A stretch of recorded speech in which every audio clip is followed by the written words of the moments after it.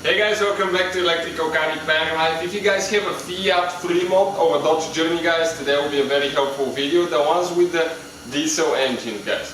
So that Dodge Journey, guys, in some countries is actually Fiat Freemont. Okay, both vehicles are the same thing. So what we will be showing you today, guys, the diesel fuel heater fuse. Location, how to get to it, how to replace it. Now this is not the glow plug heater, okay, this is the diesel fuel heater. Two different things, guys. We have the fuse for the glow plugs video as well, check it out. So stay with us, guys, we'll do that. In the meantime, guys, we'll have more than 200 videos on a Dodge Journey, Fiat Freemont, so please, guys, subscribe to the channel. Our mission is to save you as much money as we can here at the shop. Now we have two fuse boxes, one outside under the hood, one inside the cabin.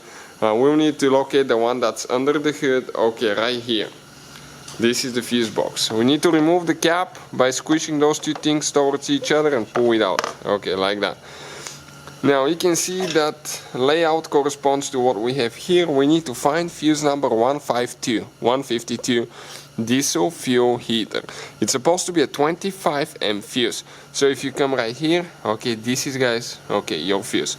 How you pull it, all we have to do, okay, grab the fuse puller, pull it out. All the fuses and parts that we use, guys, will be listed in the description of the video below for your convenience. Let me grab the new fuse. You can check out where we got it from, again, in the description of the video below. This is it right here. Usually you can see if they're burnt or not, okay.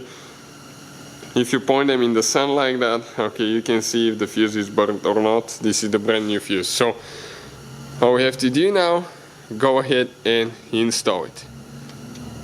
Okay, just like that. So that's it, guys, diesel fuel heater fuse right there. So thank you guys for watching.